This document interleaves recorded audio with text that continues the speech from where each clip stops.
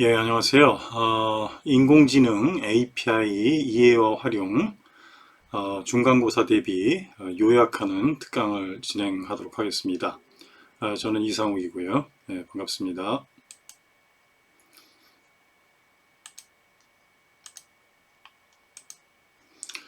자, 이제 첫 번째 강의죠. 1강, 인공지능의 API 이해와 활용 개요 1강 부분에 일단 평가하기 부분입니다. 평가하기 부분. 그래서 일단 첫 번째 평가하기 번호는 이제 수업 중 소개한 사례에 대한 다음 보기의 매핑 중 틀린 것을 고르시오.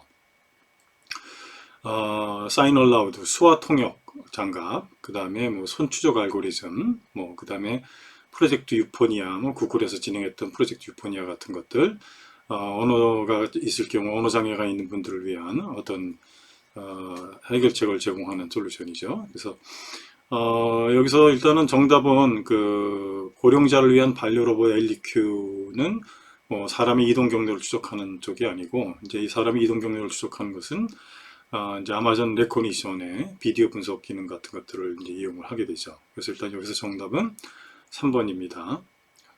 정답이라고 하는 거는 이제 틀린 거죠. 예, 매핑이 틀린 거. 예.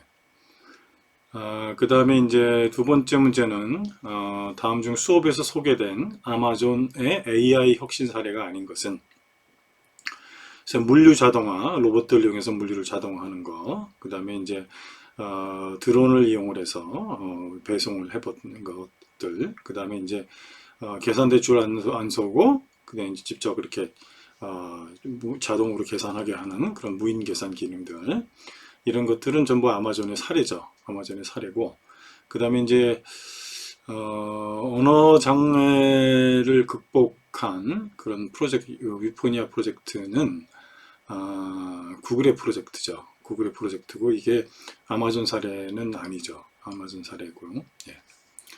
자, 이제 다음번에 이제 평가하기 3번은 자, 다음 읽고 맞으면 요, 틀리면 X를 선택하시오. AWS가 제공하는 이미지 및 비디오 분석 서비스는 아마존 레코니션이다. 예, 맞죠? 예, 아마존 레코니션이고 이제 이 레코니션을 이용해서 뭐 한번 실습도 해보시고 하실 겁니다. 예, 후반부에는. 그 다음에 이제 다음을 읽고 가로 안에 가장 적절한 단어를 고르시오. 클라우드와 인공지능 시대에는 빠른 변화로 인해 지나친 분석에 시간을 소모하는 것보다는 행동하고 실험하고 그 다음에 빨리 경험해 보는 것이 되게 필요하다는 거죠. 그래서 여기서 정답은 4번입니다. 뭐 의사결정 문서화 뭐 이런 것들은 아니고요. 그래서 클라우드와 인공지능 시대에서는 빠른 변화로 인해서 지나친 분석에 시간을 소모하는 것보다는 행동하고 실험하고 경험하는 것이 필요하다라는 얘기입니다.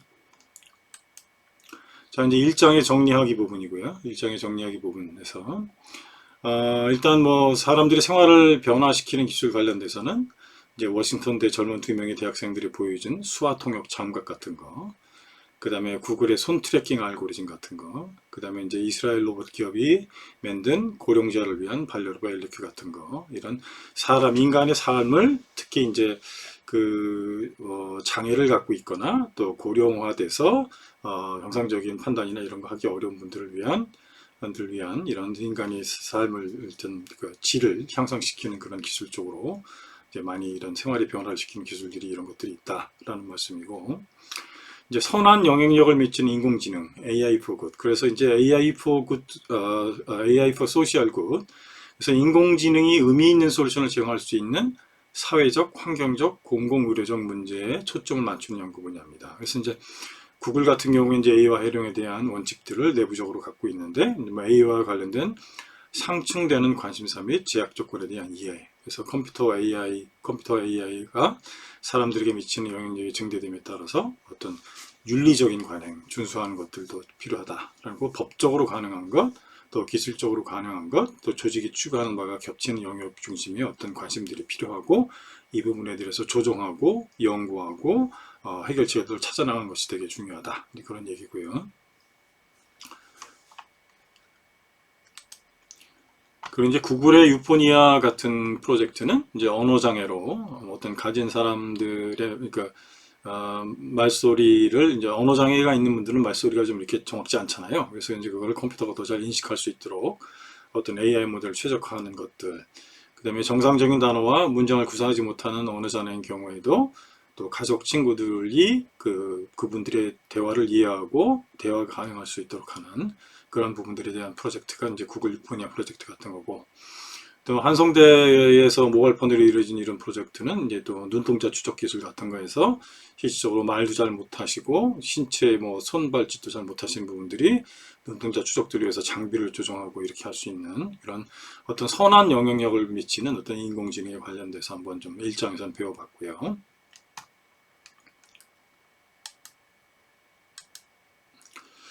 자, 그 다음에 이제 새로운 통찰력의 발견, 1장에서 좀 수업 시간에 배웠던 것들 중에 아마존의 혁신과 인공지능, 뭐 이런 부분 다 읽어보시면 될 것 같은데, 일단은 다 외우실 필요는 없고, 일단 아마존이 물류 혁신을 위해서 뭐 컴퓨터 비전과 딥러닝을 해서 자동화를 해서 물류센터 내 어떤 자동화 로봇들을 이용을 했다. 그래서 이런 것들 하는 목적이 뭐 이제 물건이 잘못 놓인 거 제대로 찾아주고, 또 이동 경로가 어떤 게 최적화가 되는지, 또는 뭐 물건을 픽업하거나 또 포장할 때 어떤 그 경로들을 최적화하는 쪽으로 일단은 그 인공지능 기술들을 활용을 했다. 그래서 물류혁신 쪽으로도 활용을 했고, 또 유통에 관련돼서 유통의 패러다임 혁신을 위해서도 좀 활용을 했고, 그래서 아마존 프라임웨어에서 뭐 첫 번째로 드론 배송 같은 거 2016년도에 영국 캠브리지에서 드론 배송 실증하는 것들, 뭐 이런 것들이 있다. 그 다음에 이제 아마존의 무인 매장 아마존고 같은 경우에는 이제 컴퓨터 비전이나 딥러닝, 또 센서 비전 기술 이런 것들을 이용을 해서 고객들이 그냥 물건을 짓고 바로 계산대에서 줄 설 필요 없이 걸어 나가면 자동적으로 계산을 해서 청구가 되는 이런 어떤 편리한 인류의 생활에 편리한 도움을 되는 쪽으로 일단은 이런 아마존의 혁신들이 진행이 되어 왔다. 그래서 뭐 이걸 다 외우실 필요는 없지만 기본적으로 일단 물류 혁신은 어떤 것들이 있고 뭐 매핑 정도 해보시는 거는 좀 중요할 것 같습니다. 자, 이제 정리하기에 이제 새로운 통찰력의 발견. 그래서 서비스로 제공되는 혁신 부분에서는 AWS는 누구나 쉽게 AI 구축 및 활용이 가능한 AI 민주화를 위해 일반 개발자를 위한 AI 서비스를 비전으로 제시했다. 그래서 이제 대표적인 케이스가 이제 API 서비스 같은 거겠죠. 그래서 이제 AWS 일반 개발용 AI 서비스, 그래서 아마존 레코니션 데모, 특히 비디오 경우 객체 장면, 행동 탐지 제공, 사람이 이동 경로 생성이 가능한데 이런 것들은 이제 나중에 이제 후반부에 실습을 해보시면 AI API를 이용을 해서 AWS에서 활용해 보실 수 있다. 그래서 일반 개발자들이 이런 것들을 써볼 수 있다. 이제 그런 말씀이죠. 그래서 인공지능 시대의 디지털 혁신의 인재상은 매우 빠른 변화의 시대에 지나친 분석에 시간을 소비하지 말고 행동하고 실험하고 경험할 필요가 있습니다.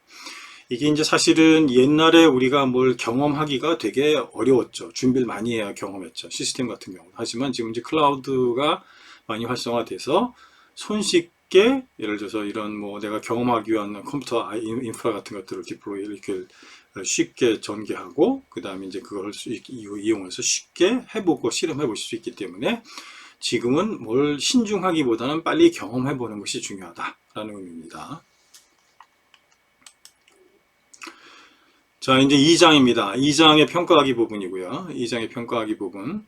그래서 2장의 클라우드 평가하기 부분의 1번은 이제 2장은 클라우드에 관련된 사항이죠. 그래서 1번 문항은 클라우드는 언제 어디서나 인터넷을 이용하여 손쉽게 IT 자원을 활용하고 사용한 만큼 지불하는 서비스로 규모의 경제에 기반한 비용 절감 혜택을 내포한다.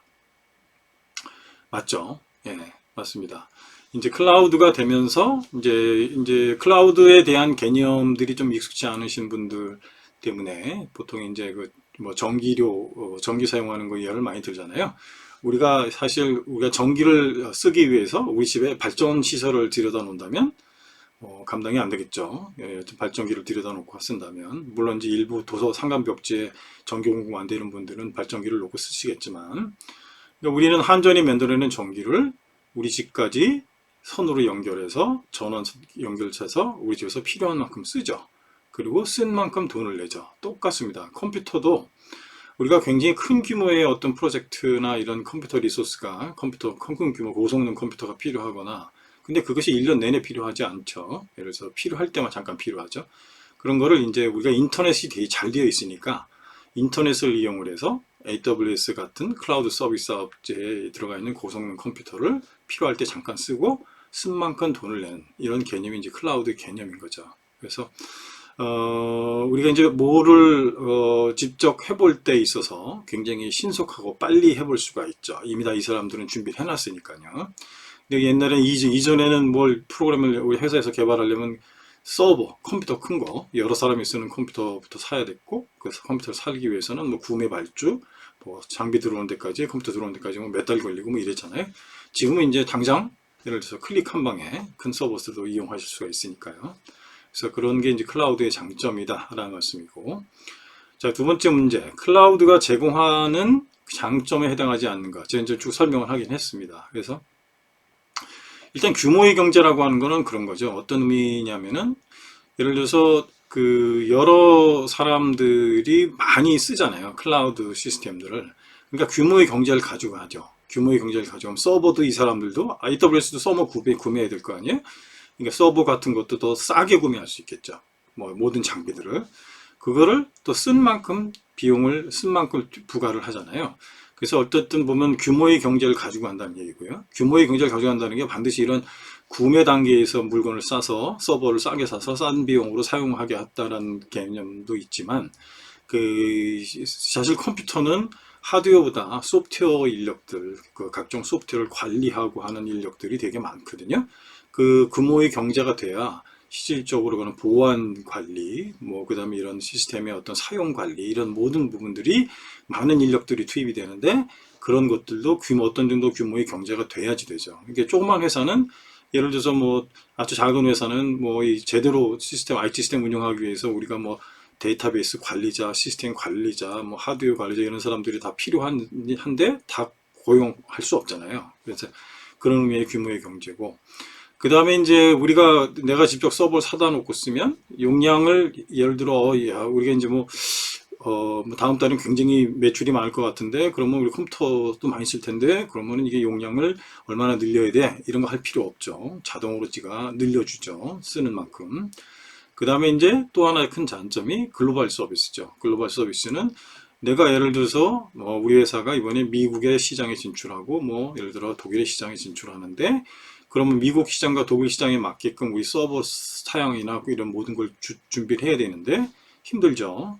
시적으로. 그렇지만 AWS만 해도 전 세계 모든 쪽의 글로벌 서비스를 이미 뭐 서버들이 다 있고 서울 지역도 서비스하고 동경 뭐 다 전 세계 모든 지역 도시들 서비스를 하기 때문에 글로벌 서비스를 전개하기가 되게 편하죠. 그래서 일단은 여기서 뭐 해당하지 않는 거는 뭐 자본 비용 이건 아닌 것 같고요. 그래서 2, 3, 4는 굉장히 중요한 클라우드의 장점이다 라는 부분을 말씀드리고 싶고, 자, 그 다음에 3번 클라우드 사업자로부터 가상 서버를 배포하고 사용 중이다. 가상 서버에 윈도우를 설치하여 사용 중 윈도우 배치를 하지 않아서 개인정보가 탈취되었다. 누구의 책임일까? 자, 이제 여러분 책임을 할 때는 누가 그 업무 역할, 누가 그 역할을 맡았느냐라는 거죠. 그 역할을 맡은 사람이 책임져야죠. 근데 이제 가상 서버까지 제공하고 가상 서버가 안정적으로 하드웨어가 운영되는 것까지는 지금 이 예에서는 AWS 서비스 사업자가 한 거죠. 하지만 가상 서버 내에 윈도우를 누가 설치했어? 내가 설치했어요.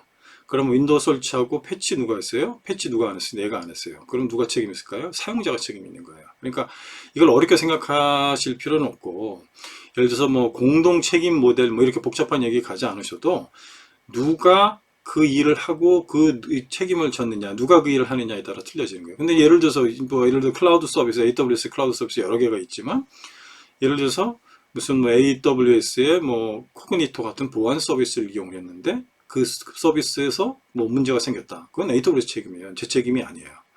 근데 내가 그걸 잘못 써서 생겼다. 생깁니다. 그러면 내 책임이죠. 그래서 이건 항상 따져봐야 되는 문제인 거고요. 그래서 일단 여기서 3번의 뭐 정답은 2번이다 라고 말씀드릴 수 있고요. 자, 이제 평가하기 네 번째 문제, 2강의 평가하기 네 번째 문제.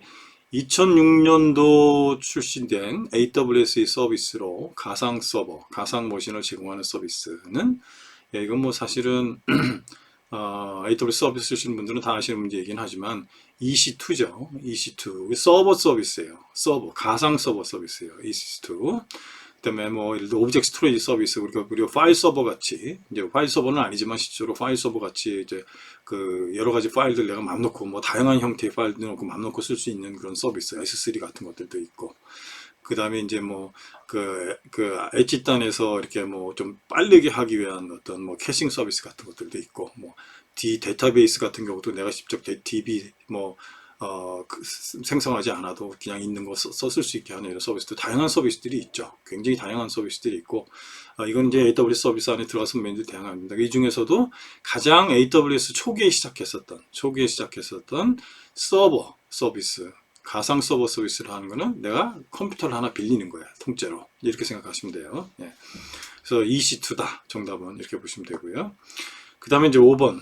AWS 리전 내 하나 이상의 격리된 물리적 데이터 센터로 구성된 논리적 단위를 무엇이라고 합니다. 좀 어렵죠? 좀 어려워요. 한 리전 내에. 그래서 이건 그냥 좀 외우세요. 예를 들어서 AWS 리전 내에, 자, 서울 리전 내에, 자, 가용 영역인 2개가 있다. 뭐 2개가 없는데도 있을 수는 있을 것 같지만 대부분 가용 영역을 2개씩 둡니다. 그래서 백업 개념과 로드 밸런스 개념으로 데이터 센터 자체의 백업과 데이터 센터 자체의 로드 밸런스 개념으로 두죠. AZ. 그래서 이게 이제 가용 영역을 한 리전 내에 물리적으로 2개의 데이터 센터를 둔다. 그것을 가용 영역이라 한다. 이렇게 보시면 될 것 같아요. 자, 이제 6번. 다음과 같은 상황에서 AWS 리전 선택의 핵심 판단 요소. 자, AWS 리전이라는 개념은 이해하실 것 같긴 한데, AWS 리전, 미국 내에도 여러 리전들이 있어요. 한국에는 서울 리전만 있구만. 또 아마 아마 일본 지역도 몇 개 리전이 있을 거예요. 유럽도 몇 개 리전이 있고. 자, 그러면 이제 이 리전이라는 개념이 있는데, 자, 우리 회사는 대량의 개인 건강 정보를 가지고 있다. 이러한 유형의 데이터는 미리 정해진 특정 위치에서만 상주하고 처리할 수 있다. 자, 여기서 이 AWS 리전, 자, 이랬을 때 어떤 리전을 쓰냐? 미국에 있는, 예를 들어서 미국에 있는 리전을 쓸 것이냐? 서울 리전을 쓸 것이냐? 뭐 동경에 있는 리전을 쓸 것이냐? 뭐 여러 가지 리전을 판단할 때는 여기서 이제 보면 리전 선택은 4가지 상황에 대해서 고려가 필요하다라고 정리가 되어 있죠. 첫 번째는 고객의 레이턴시, 속도가 빨라야 되죠. 가급적이면 서울 지역에 있는 데이터 센터 쓰는 게 서울 분들은 속도가 빠르겠죠. 아무래도 해저 케이블 타고 미국에 있는 서버까지 갔다 오는 것보다. 그러니까 첫 번째는 고객에게 지연 시간을 최소화할 수 있는 지역, 최소한 지역죠. 좀 빠른데. 그다음 둘째는 리전별로 같은 서비스에 대해 가격이 틀립니다. 그래서 EC2 서비스도 서울 지역에 조금씩 비싸요. 때문에 비용에 대해서 고려. 셋째는 각 나라 및 법률 및 제도적인 규제 관련 사항. 넷째는 서비스 출시일에 따른 서비스 가용성. 이런 여러 가지 사항들을 좀 고려를 해야 되는 거죠. 고려를 해야 되는 거기 때문에 비용, 고객 지연 시간, 서비스 가용성 이거 다 고려해야 됩니다. 규정 준수 뭐 이런 부분들은 사실은 뭐 좀 필요 없죠. 그래서 일단은 좀 핵심 판단해야 될 게 이제 규정 준수 부분이죠. 이 부분에서 여기서는 지금 이게 이 개인 프라이버시 개인 정보에 관련된 사항들이기 때문에 이제 규정 준수가 되게 중요한 요건이 되죠. 굉장히. 그래서 어떤 경우는 심한 경우에 이런 퍼블릭, AWS 같은 서비스도 이제 크게는 퍼블릭 클라우드 서비스, 뭐 프라이빗 클라우드 서비스를 하는데 이런 AWS 이런 퍼블릭 클라우드 서비스를 못 쓸 수 있는 경우도 생겨요. 이런 개인 정보에 특히 이제 이 은행권이나 이런 데서는 우리나라 법이나 이런 것들이 때문에 우리나라의 어떤 고객 정보가 뭐 외국에 나갈 수 없게끔 하고 뭐 이런 정보들 때문에 못 쓸 수 있는 경우도 생깁니다. 그래서 이거는 이제 클라우드를 쓰겠다, 어떤 클라우드 내에서 어떤 리전을 쓰겠다 하는 부분들은 이제 신중하게 좀 판단하셔야 될 부분이라는 걸 말씀드립니다. 그래서 6번의 정답은 1번이다 라고 말씀드릴게요. 자, 그 다음에 이제 평가하기 2강의 7번 평가하기 문장. 자, 컨테이너 오케스트레이션 서비스 in ECS, EKS, Elastic Container Service, Elastic Kubernetes Service 뭐 이런 표현인데 복잡한 얘기긴 한데 뭐 지금 당장 이걸 다 아실 필요는 없고 이를 위한 컨테이너를 제공하는 AWS의 CaaS, Container as a Service는 어떤 것이냐? 이제 이것도 그냥 외우시면 돼요. 뭐 사실 Fargate 3번, Fargate는 AWS의 Container as a Service로 이제 OS 커널 공유에 기반한 컨테이너 제공으로 빠른 프로비저닝이 가능하며 컨테이너 오케스트레이션 서비스인 ECS, EKS와 함께 작동하여 사용자가 어플리케이션을 빌드하는데 초점을 맞출 수 있다. 자, 이제 어려운 얘기죠. 되게 어려운 얘기인데, 자, 컨테이너 서비스라는 거. 우리가 이제 EC2 서비스는 있어요. 내가 이제 AWS에 서버를 하나, 컴퓨터 하나 통째로 내가 빌렸을게. 그럴 땐 EC2 서비스를 이용하죠. 그런데 이제 그렇게 하는 게 좀 비싸고, 예를 들어 안에 예를 들어서 뭐 OS도 관리해야 되고, 아까 윈도우도 깔아올고 뭐 이러잖아요. 그 윈도우 패치 작업도 이거 내가 관리하기 싫어. 그거 아니고 좀 더 싸게, 예를 들어서 나는 컨테이너 서비스라는 걸 쓸 거야. 그럼 컨테이너 서비스는 AWS는 어떻게 서비스를 하냐?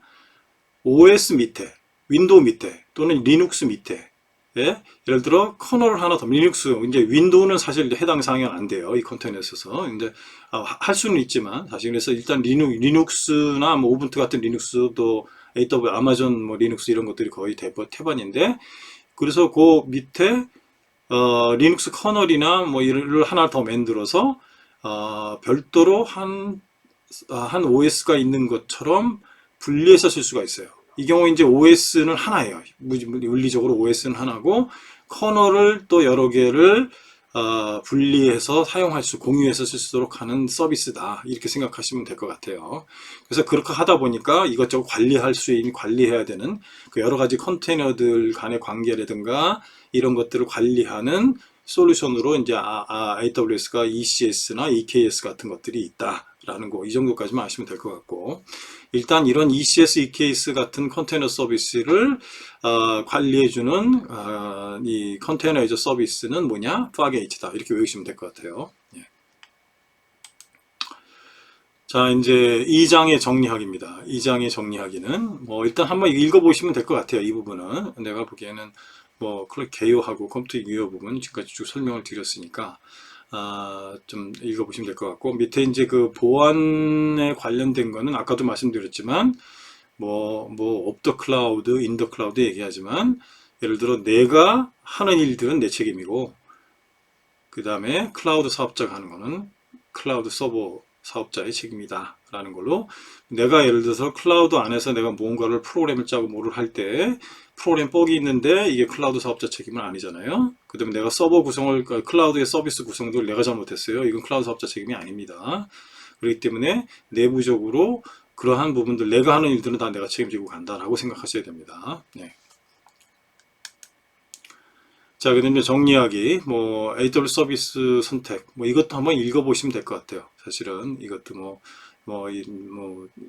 AWS 클라우드에 언제부터 시작했고, 인프라이겠고, 내가 만든 컴퓨터 컨테이너 서비스도 좀 말씀드렸고, 이것들 한번 좀 읽어보시면 될 것 같아요. 자, 이제 3장입니다. 3장은 이제 웹 어플리케이션 부분, 구현 환경을 웹 어플리케이션이 이제 우리 챕터에 들어가 있는 거는 제가 전번에도 설명을 드렸지만은, 우리가 AWS의 인공지능 API를 웹으로 한번 구현해 보는 것이 너무나 중요해서, 그것도 이제 서버레스 아키텍처 기반으로, 요즘 이 클라우드 기반 서버레스 아키텍처 기반으로 웹을 한번 구현해 보는 것이 너무나 중요해서, 일단은 그러면 이제 웹을 모르시는 분들 위해서 일단 이해를 하기 위해서 웹 어플리케이션을 우리 챕터에 집어넣었고요. 그래서 웹 어플리케이션 구현 환경의 이해 부분 3강의 평가하기 문제 1번 문제는, 자, 새롭게 부상하는 웹 어플리케이션 구현 환경의 특징으로 거리가 먼 것은, 자, 이제 웹 어플리케이션 구현 환경은 이제 마이크로 서비스 기반 소프트웨어 개발 방식을 효과적으로 지원할 수 있도록 기존 온프레미스 기반 멀티 환경으로부터 서버리스와 컨테이너와 같은 클라우드 네이티브 웹 서비스 API 기반 인공지능 활용 융합의 환경으로 진화하고 있다. 말이 좀 어렵죠. 말이 어려운데, 일단 서버리스는 서비스형 서버리스, 또 함수형 서버리스로 구분한다. 이게 되어 있는데, 자, 이제 좀 마이크로 서비스에 대한 거는 좀 이제 설명을 드리셔서 이제 이해하시겠지만, 간단한 거예요. 마이크로 서비스. 예를 들어서 이런 거죠. 한 회사에 프로그래머들이 100명 있어요. 근데 100명이 유기적으로 연결이 돼가지고, 100명 중에 한 사람 프로그램에 손을 댔을 때, 내 프로그램을 변경했을 때, 나머지 99명이 이걸 알아야 돼요. 자, 그럼 되게 어렵겠죠. 모든 상황이. 어렵겠죠. 이제 그래서 이거를 예를 들어서 아마존 경우를 예를 들면, 아마존의 창업주가 그 얘기 했다고 그러잖아요. 예를 들어서 투피자팀, 두 판의 피자를 같이 먹을 수 있는 인원수로 잘라라, 팀을 잘잘히 자르고, 그 다음에 팀 간의 성과물들은 공유할 수 있는 방법을 찾아라. 하지만 예를 들어서 뭐 A팀의 기억이라는 사람이 프로그램을 바꿨다고 해서 B팀의 니은이라는 사람이 그 내용을 알 필요 없게 만들어라. 이거죠, 쉽게. 이게.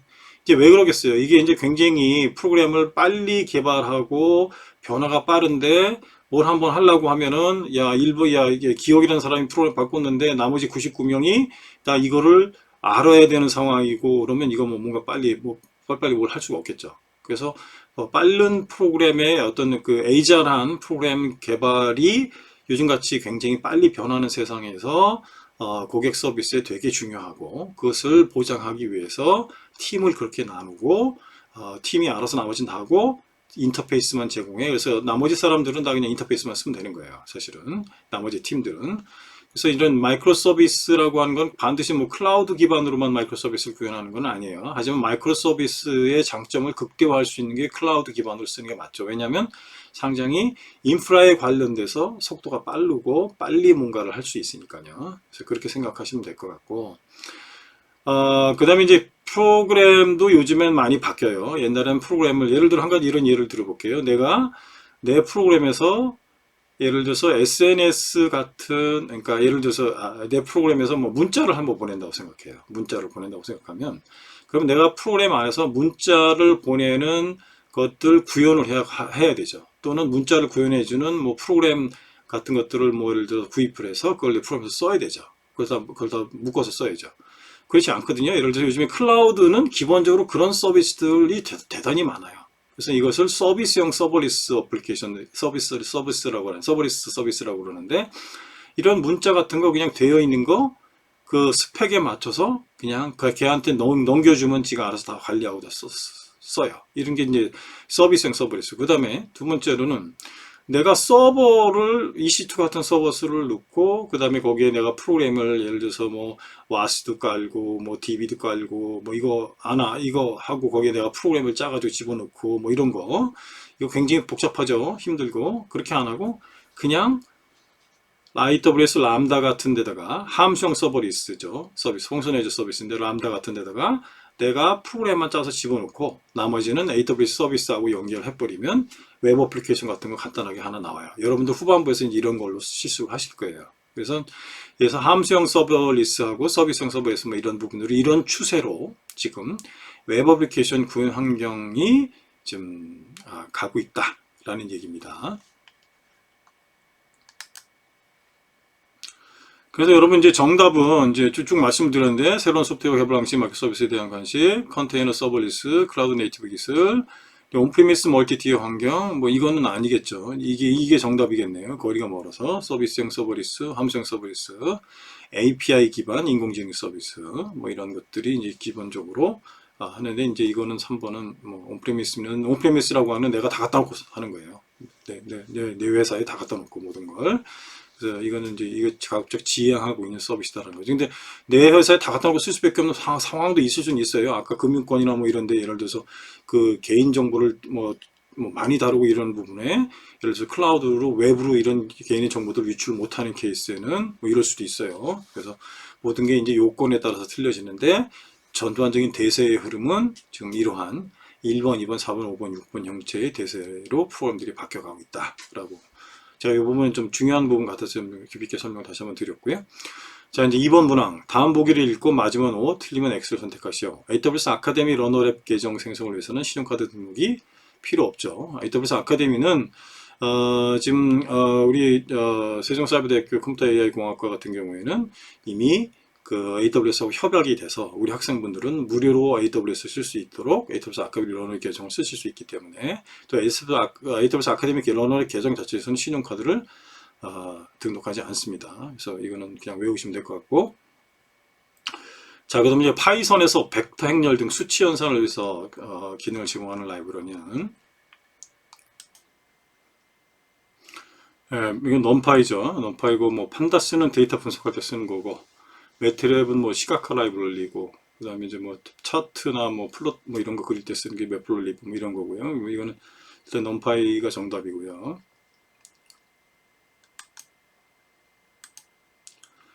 자, 이제 정리하기 부분도 좀 그냥 정리 한번 읽어보시면 될 것 같아요. 쭉 한번 읽어보시고요. 어, 웹 애플리케이션 구현 환경에서 브라우저, 로직 서버, 데이터베이스 서버, 외부 웹 서버, 서비스 API 이런 것들이 이렇게 이렇게 돼 있다라는 거고, node.js가 뭐다라는 거고, 자바스크립트 웹 브라우저 실행된 것과 달리 node.js는 서버 측에서 실행되며 내장 HTTP 서버 라이브러리를 포함하고 있는 서버 사이드 소프트웨어 플랫폼이다. 사실 좀 이런 웹 어플리케이션이 좀 복잡합니다. 굉장히 알아야 될 것도 많고 사실은 굉장히 복잡한데 일단 이러한 것들이 그 구조적으로 브라우저 이런 브라우저 내에서 돌아가는 프로그램들은 이런 것들이 있고 로직 서버 단에서 돌아가는 부분은 이런 것들이 있고 또 데이터베이스는 뭐 주로 이런 것들이 있고 또 외부 API 같은 거 뭐 이렇게 이용해서 한다 이렇게 생각하시면 될 것 같고 이제 API라는 게 무엇이냐라는 것을 설명을 드렸었는데 이제 API라는 건 서로 규약이죠. 어플리케이션 프로그램 인터페이스. 이게 여기서 어플리케이션 프로그램 인터페이스에서 어플리케이션 프로그램이라는 거는 실질적으로 내가 짠 프로그램이 있고 남이 짠 프로그램이 있어요. 남이 짠 프로그램에서 내 프로그램이 남이 짠 프로그램의 어떤 결과물을 실시간으로 이용하려면 서로 규약이 있어야 되겠죠. 네가 이렇게 요청하면 내가 이렇게 대답할게. 요청과 서로 규약이에요. 그래서 내가 이렇게 요청하면 네가 이렇게 대답해. 내가 이렇게 요청하면 네가 대답해. 근데 이제 일방적으로 서비스 제공자들이 이제 규약을 만들어 주죠.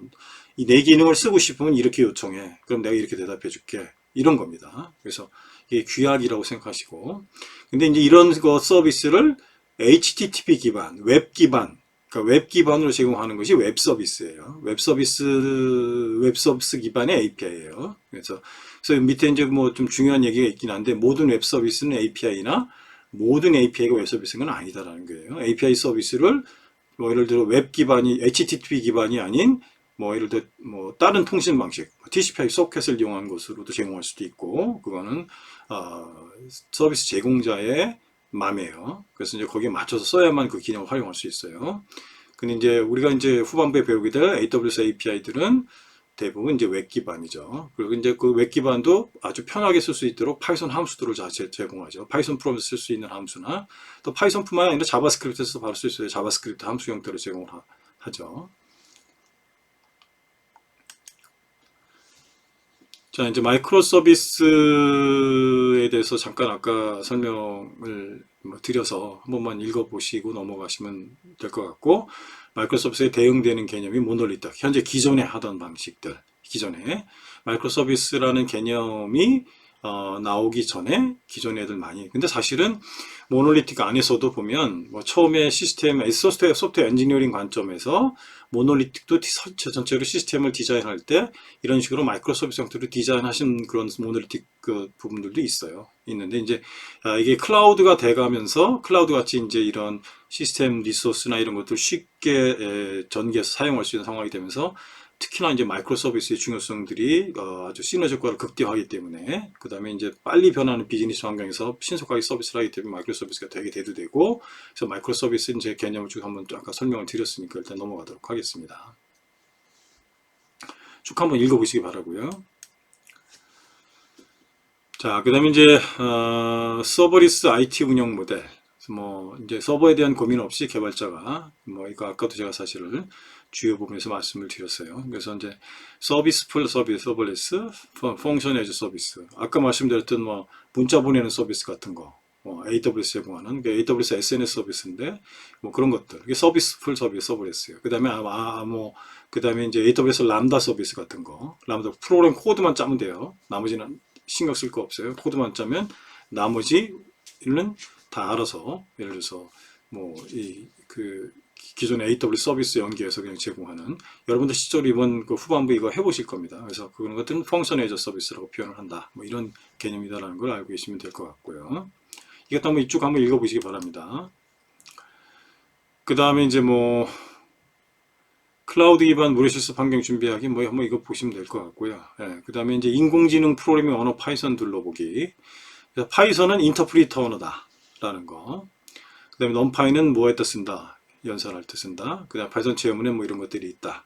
사실 파이썬만 해도 사실 한 학기 강의분이긴 한데 이제 여러분들이 이 강의 내에서 웹도 배우셔야 되고 그 다음에 파이썬으로 프로그램을 짜니까 프로그래밍 언어도 배우셔야 되고 API도 배우셔야 되고 그걸 다 묶어서 나중에 이제 후반부에 실습을 하시기 때문에 사실 좀 굉장히 벅차긴 한데 뭐 지금 현재 거기다가 이제 뭐 AWS 클라우드도 무료로 써야 되고 이제 여러 가지 것들이 좀 복잡히 엉겨 있어요. 하지만 이 강의가 끝나시고 나면은 사실은 AWS 기반으로 내가 인공지능 AWS 서비스 인공지능 API 이용해서 웹 어플리케이션을 만들어 볼 수 있다는 것은 굉장히 큰 중요한 의미가 있습니다. 그 나중에 활용하실 분야도 되게 많이 있으시고요. 자, 이제 평가하기 4강입니다. 4강이 평가하기요. 자, 이제 4강은 실제로 이제 HTML 이런 웹 HTML 웹의 어떤 기본에 관련된 부분들을 좀 설명드리는 강의였었죠. 그래서 일단은 HTML 마크업 언어다라는 거고, 그다음에 마크업 언어의 설명으로 올바르지 않은 거는 1번 문항. 자, 이제 태그를 쓴다. 그 다음에 이제 뭐 자기 기술적 언어다. 그 다음에 마크업 언어에는 HTML과 XML 같은 것들이 있다. 그래서 2번. 그래서 함수 기반으로 이루어진 프로그래밍 언어는 아니라는 거죠. 파이썬 같이 이렇게 함수 기반으로 이루어진 언어는 아니라는 거예요. 자, 이제 다음 중 알맞지 않은 것은, 그래서 이제 이 전체 다가 URL이죠. 이 전체 다가 URL이에요. 1번만이 URL이 아닙니다. 그런데 이제 이건 보면 1번하고 이 부분 보면 1번 이거는 이제 프로토콜을 얘기하는 거죠. 프로토콜, HTTP 프로토콜, 웹 프로토콜 또는 HTTPS 프로토콜, 웹인데 보완이 되는 프로토콜. 뭐 이런 프로토콜이 뭐냐라는 얘기고. 그 다음에 이제 이거는 이 .com 이거는 이제 도메인 네임이죠. 그 도메인 네임이고. 그 다음에 이제 여기서는 이제 파일 디렉토리들인데 여기 이제 파일 디렉토리고 이제 이건 4번은 이제 어떤 그 파일 디렉토리 안에 있는 자원의 이름, GIF는 이미지 파일이네요. 이런 얘기죠.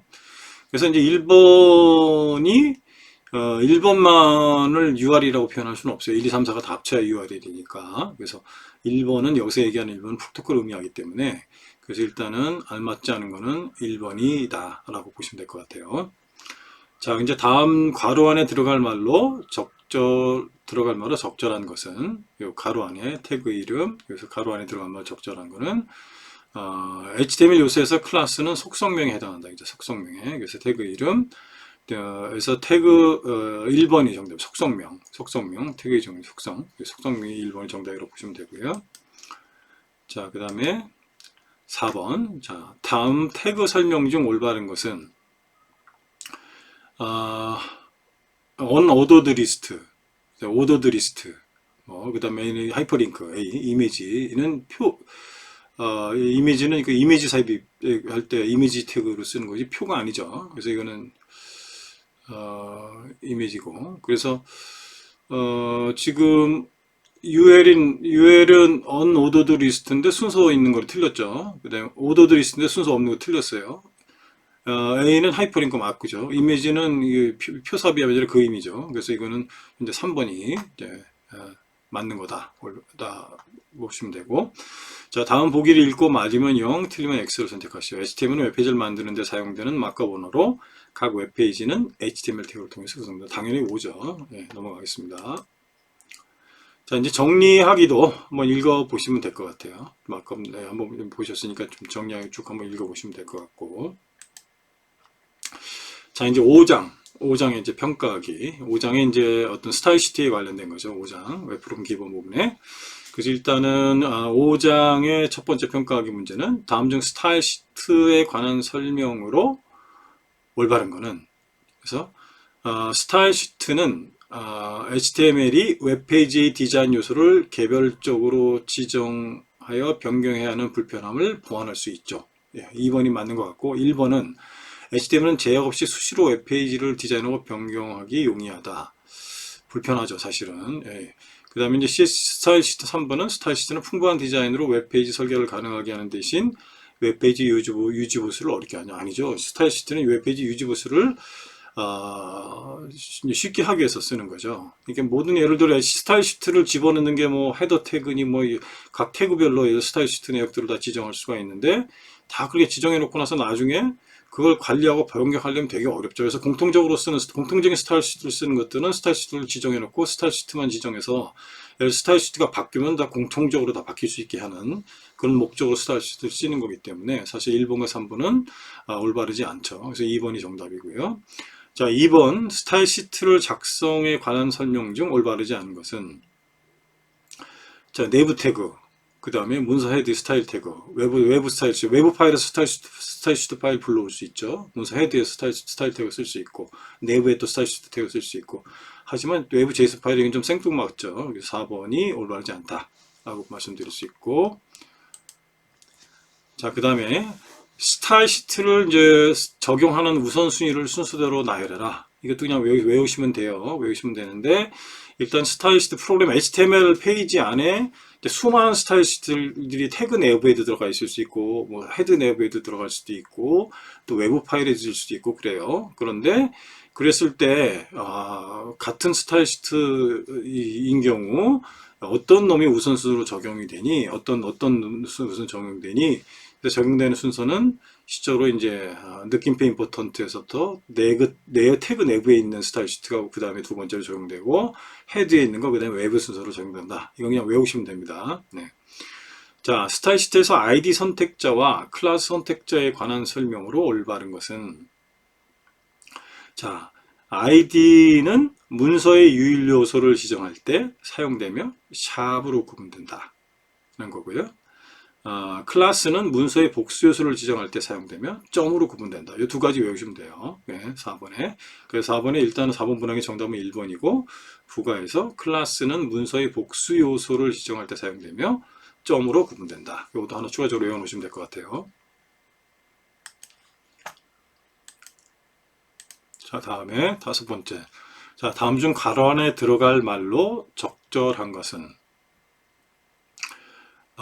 셀렉터죠. 이게 이제 스타일 시트 정의하는 거에 대해서 말씀드린 거죠. 그래서 셀렉터죠. 이거는 뭐 강의 내에 있어요. 그래서 이거는 다음 페이지 정리하기를 좀 보시면 정확하게 아실 것 같아요. 셀렉터. 네, 이렇게 이것도 한번 읽어보세요. 이 셀렉터 이런 식으로 값들, 칼라 어떻게 할래, 폰트 할래, 뭐 이런 것들. 네. 이것도 그래서 이제 이거 아까 제가 말씀드렸죠. 그래서 클래스 적용해서는 문선의 유일요소 할 때는 샵 아이디명, 그 다음에 문선의 복수 적용할 때는 클래스 적용할 때는 점 클래스명. 요거 외우시면 될 것 같아요. 자, 이제 6장입니다. 6장은 이제 자바스크립트에 관련된 건데, 이제 자바스크립트는 조금 어렵죠. 사실 좀 프로그램 언어기 때문에 쉽지 않습니다. 어렵고, 막 실질적으로 이제 그 웹 어플리케이션을 개발하다 보시면 자바스크립트에 뺏기는 시간들이 굉장히 많은데, 일단은 뭐 우리가 지금 자바스크립트만 해도 사실은 뭐 한 학기 강의입니다. 사실 한 학기 강의인데 일단은 필요한 것들만 배워서 일단 최종적으로 웹 어플리케이션을 인공지능 이용해서 인공지능 API 이용해서 만들어지는 것을 위주로 했기 때문에 이제 주요 내역들만 일단 강의가 진행이 됐고 일단 주요 내역들만 좀 이제 평가하게 한번 정리를 해보면 자 6강의 1번 자바스크립트의 특징으로 올바르지 않은 것은 자바스크립트의 특징으로 올바르지 않은 것은 자바스크립트는 웹페이지 동작을 담당하며 웹페이지에서 특정 이벤트나 입력값을 받아 동적인 처리를 목적으로 고안된 객체 기반의 스크립트 언어예요. 객체 기반의 일반적으로 HTML 문서에 내재돼서 브라우저에서 실행된다. 그래서 이제 파이썬 같은 함수 기반의 프로그래밍 언어는 아니다. 라고 해서 여기서 정답은 뭐 3으로 되어 있습니다. 3번. 그래서 일단은 객체 기반의 프로그래밍 언어다. 이렇게 이해하시면 될 것 같아요. 그래서 자 2번 자바스크립트를 작성하는 위치로 올바르지 않은 것은 스크립트 태그가 들어가야죠. 헤드에 스타일 태그는 아니고요. 스타일 태그는 스타일 시트 하는 거니까 그래서 일단은 2번이 올바르지 않죠. 그 다음에 이제 자바스크립트는 태그 내부에서도 쓸 수 있고 또 외부에서 정의한 것들을 불러다 쓸 수도 있어요. 예. 자, 그 다음에 이제 다음 중 array 코드에 맞는 설명은 id, set interval, 펑션, set interval이라는 게 이제 자바스크립트 내장 함수죠. 내장 함수예요. 굳이 외부에서 불러드릴 필요 없는 내장 함수일 건데, 내장 함수, 우리도 파이썬도 내장 함수, 외장 함수의 개념 여러분 아시잖아요. 그래서 굳이 외부에 있는 자바스크립트 라이브러리 함수를 불러들이지 않아도 쓸 수 있는 함수고, 이게 뭐 하는 거냐? 예를 들어 주기적으로 예를 들어서 이 fn이라는 펑션, 여기 정의되어 있는 함수를 실행시키는데 뒤에 1000은 밀리세컨드 단위예요. 그래서 1000이니까 1000밀리세컨드 1초죠. 그러니까 fn 함수를 1초 간격으로 반복해서 실행한다 라는 거죠. 그래서 이제 4번이 정답이죠. 자, 이제 4번 문항. 자, 다음 중 괄호 안의 내용을 작성하시오. get element by id. 그러면 id명이 와야 되겠죠, 당연히. 그래서 해당 id에 해당하는 엘리먼트 요소들을 갖고 오는 때 쓰는 거죠, 함수죠. 그래서 id가 와야 되고요. 5번. 자, 다음 보기 읽고 맞으면 O, 틀리면 X 선택하죠. 자바스크립트에서 append child는 요소 객체를 화면에 표시하는 함수입니다. 예, 그래서 이제 자바스크립트를 이용을 해서 HTML이나 XML의 요소들을 가져오거나 또는 추가로 만들거나 이러는 거를 할 수 있죠. 돔 객체들을 이용해서 할 수가 있는데 그 중에 이제 어떤 이 HTML 어떤 요소들을 만들고 나서 그것을 표현할 때는 반드시 append child를 써라 라는 얘기입니다. 그래서 이거는 정답이 5죠. 5고요. 자, 근데 정리하기도 읽어보시면 될 것 같고요. 이거는 뭐 사실은 한번 강의에서 쭉 한번 읽어보시기 바라고. 그 다음에 내장 함수에 뭐 이런 게 있다. 뭐 set timeout, interval, clear interval. 그래서 뒤에 1000은 밀리세컨드이기 때문에 1초다 라고 생각하시면 되고, set interval은 일정 시간 동안은 아까 함수를 반복해서 실행시켜라는 얘기고, set timeout은 일정 시간 이후에, 예를 들어 1초 이후에 실행하라는 얘기죠. 그래서 만 주면은 10초 이후에 실행하겠죠. 그 다음에 set interval 해놓고 나서 마냥 줄 수는 없고, 어떤 특정에서는 이 set interval한 걸 없애야 되잖아요. 그래서 clear interval이라는 함수를 또 써서 한다라는 얘기고, document object model DOM이라고 하는 거는 자바스크립트에서 HTML 문서에 접근해서 그 정보값을 HTML의 정보값을 갖고 오거나 또는 HTML을 새로 만들거나 이럴 때 사용하는 객체 인터페이스다. 이게 이제 월드 W3 표준으로 정의되어 있다라고 이렇게 이해하시면 될 것 같습니다. 자, 여러분 일단은 좀 긴 시간이었지만 인공지능 API의 활용 중간고사 대비 요약 특강을 일단 마무리하도록 하겠습니다. 예, 여러분들 수고 많으셨습니다.